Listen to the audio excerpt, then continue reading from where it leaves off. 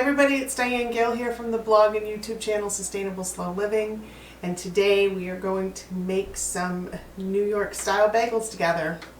Somehow bagels caught my attention on the internet, who knows how. I love New York style bagels, and most of the bagels that I've tried in other places are not like New York style bagels, which it's that way with just about everything, right? Each place has their own way of doing things, but New York style bagels are pretty renowned, and it's because they're pretty special. I have never made them before. I've done quite a bit of research on them, so there's quite a few things about them that I can share with you today, and then we are going to try to make some.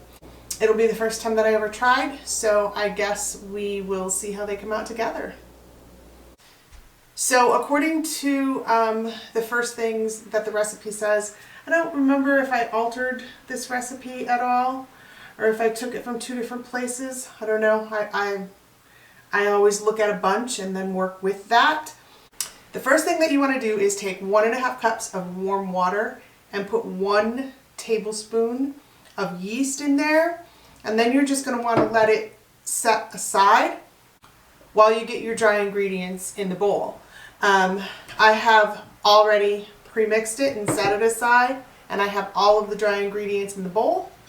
So what I have in here is 4 1/3 cups of an organic all-purpose white flour, 1 tablespoon of granulated sugar, 2 teaspoons of dark brown sugar, and 2 teaspoons of salt.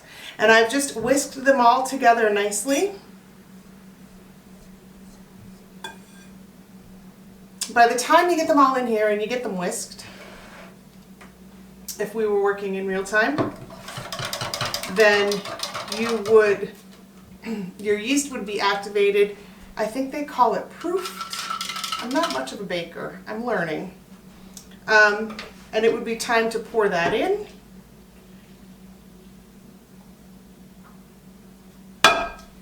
And then just take a spatula and mix it all up until it starts to form, I guess, a ball is what's going to happen here. We'll see.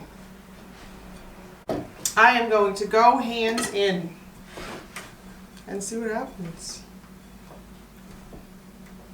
One of the things that I learned in researching about bagels is that New York style bagels, because they are different. A lot of places that I've had them across the country, they're just kind of like a bread. And a New York style bagel really isn't like bread. It has a shiny, like, they sometimes call it a leathery crust. It's very, very characteristic of a true New York style bagel. And they have like a very dense, tight network of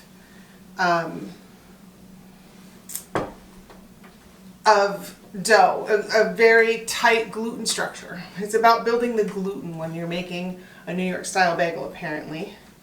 And what that means is that they have to be kneaded a lot. So it's probably a lot easier to make them if you have a stand mixer. And I was reading, about 20 minutes on a stand mixer. I'm sure that different recipes vary, but the idea is quite a long time on a stand mixer. I don't have a stand mixer.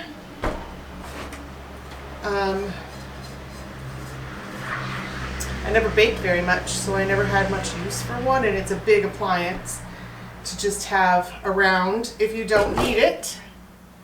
So I never got one.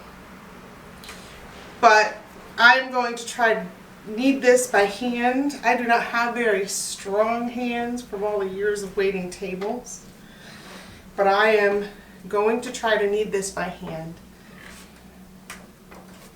It can be done. I think that it's going to take me quite a while. So basically you are looking at about, I mean, at least you gotta go at least the 20 minutes that you would do with the stand mixer, and I think it's gonna take longer, which means that I'll need to take breaks, which is not necessarily as good for the dough.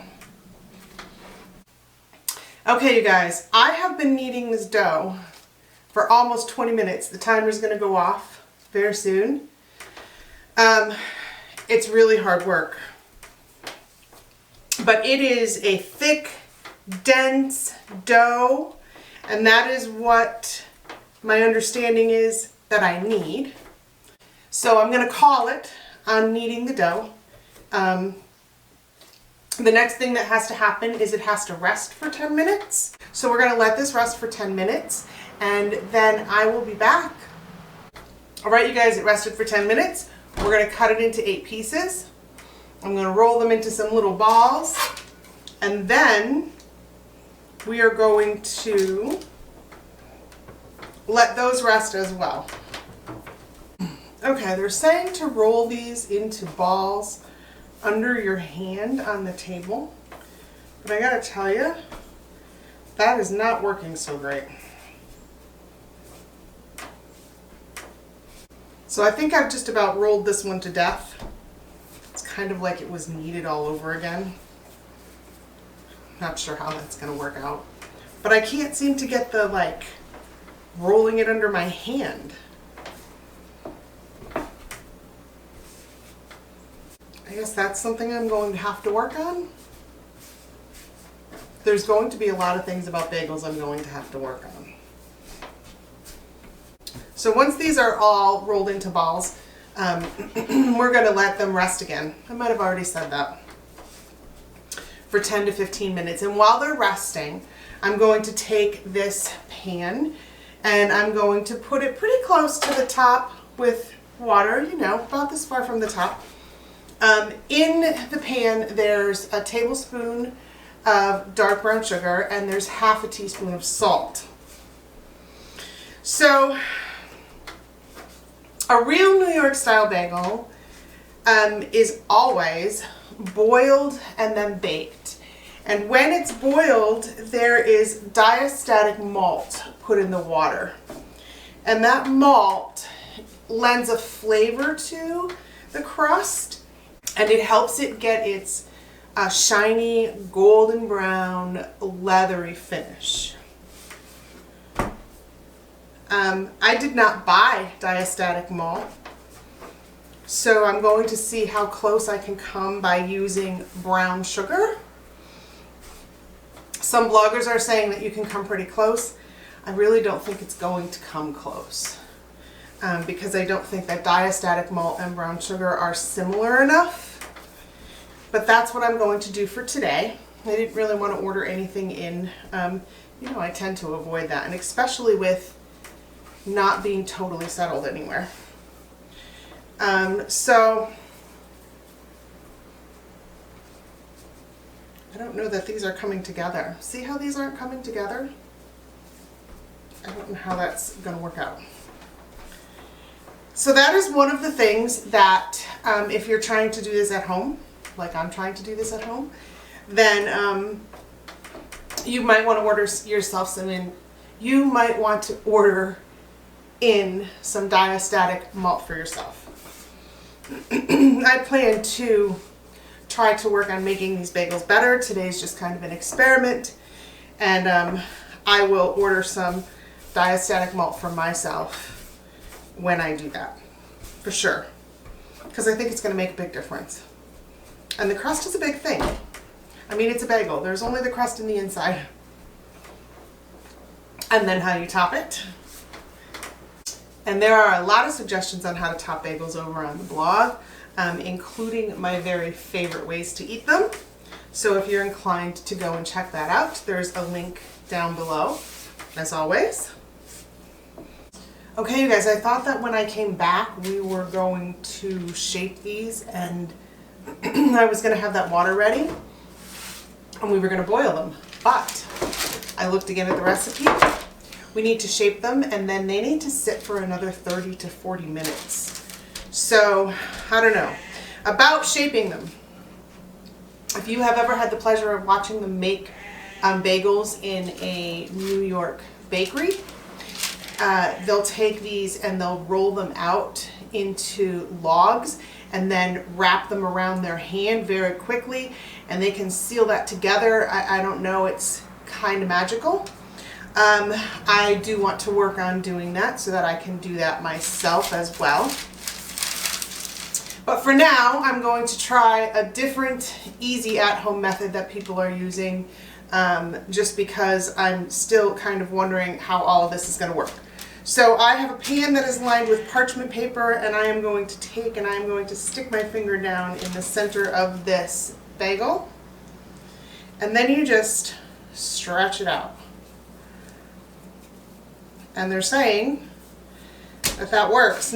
So you want to have your hole really big because they will swell as they rise, and they will swell as they boil and as they bake. So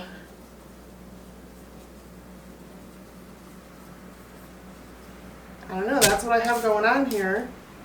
I don't think I have enough room on this baking sheet, but I don't have a bigger baking sheet out. These are shaping better than I thought. So I'm going to get all of these shaped, and then I am going to put a piece of plastic wrap over them, and I'm going to let them rise for 30 to 40 minutes. And at that point we will come back, and this time I promise we are going to boil these bagels. Okay, you guys, so here we are. These have been rising for 40 minutes. I'm not gonna lie, they just don't look like they've risen very much to me.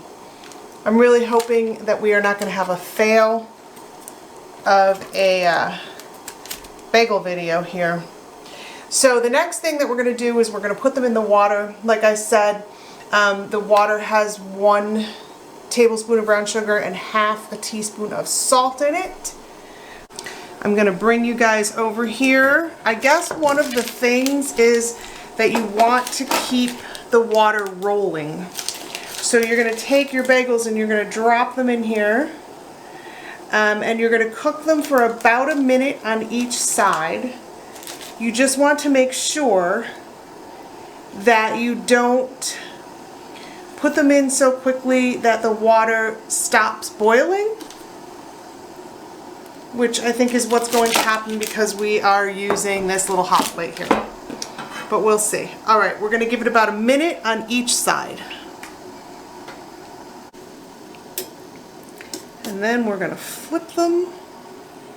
I am not sure how good I'm going to be at that. I don't know, you guys, they're still like not rising.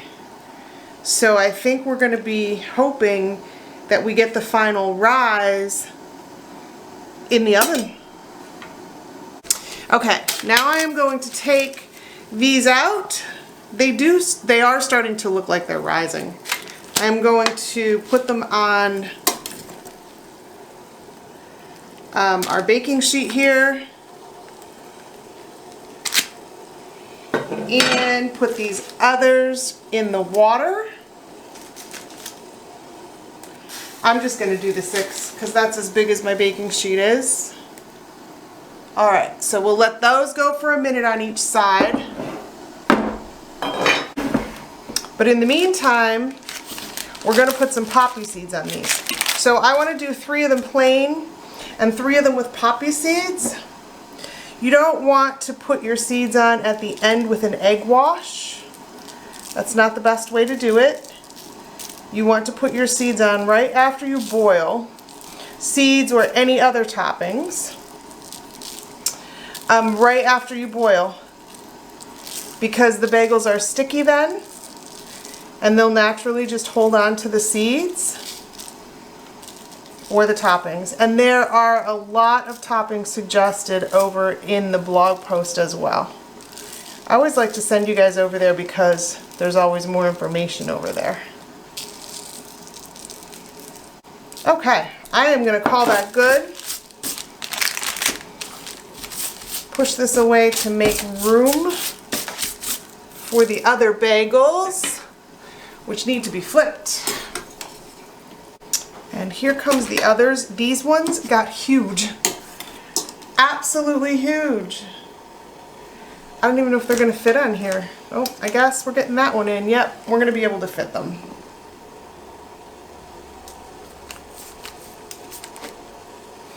Now, these are ready to go in the oven.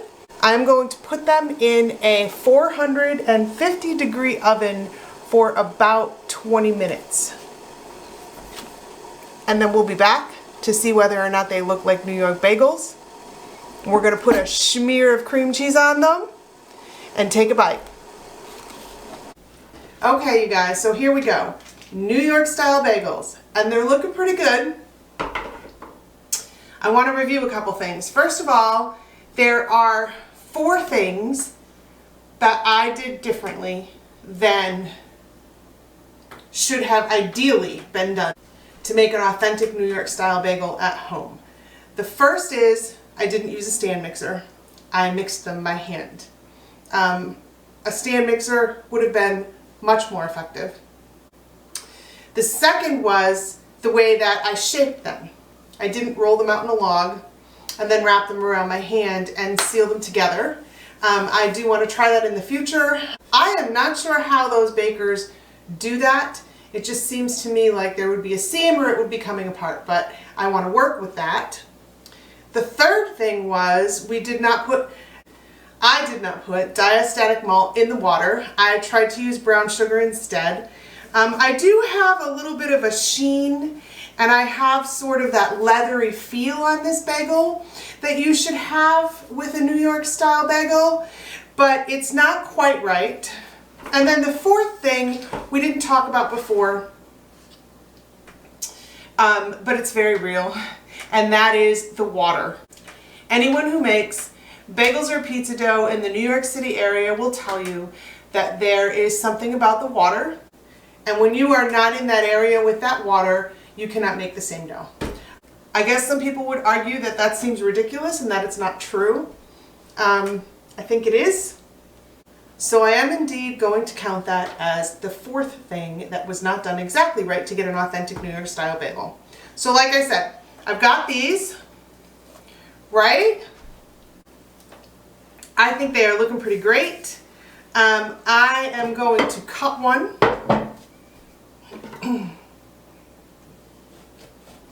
Always use a bread knife whenever you're cutting homemade bread or bagels or English muffins, and never cut like this.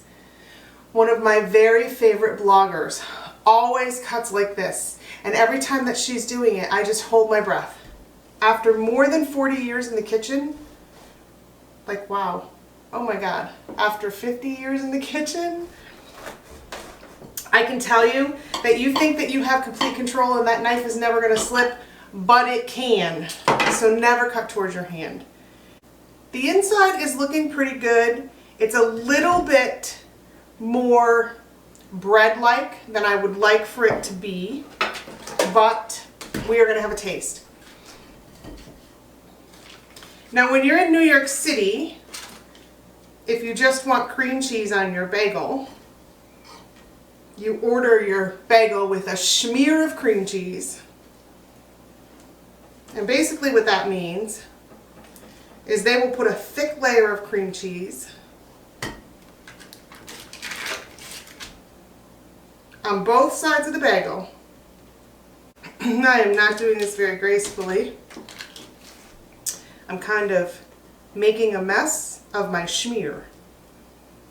But they're going to have a nice like little spreader instead of an old butter knife, and probably softer cream cheese.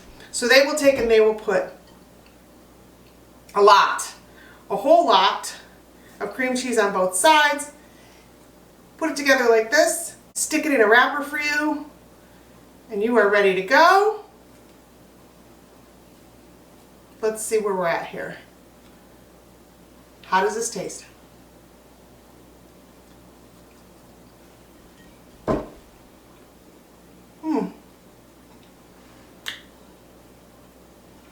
All right, well, I'm going to tell you something. It is not exactly like an authentic New York style bagel. It is really, really tasty and much closer than any other bagel that I have had outside of New York City.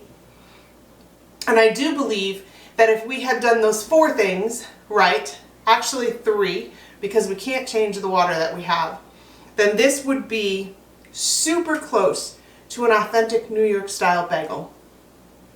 So you go ahead and give it a try in your kitchen. Maybe you have the stand mixer.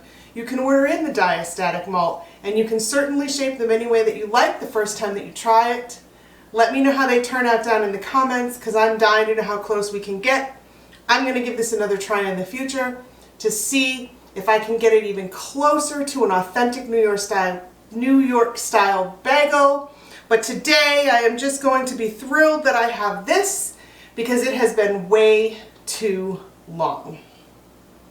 Thank you so much for joining me here today, and you and I are going to get together again really soon.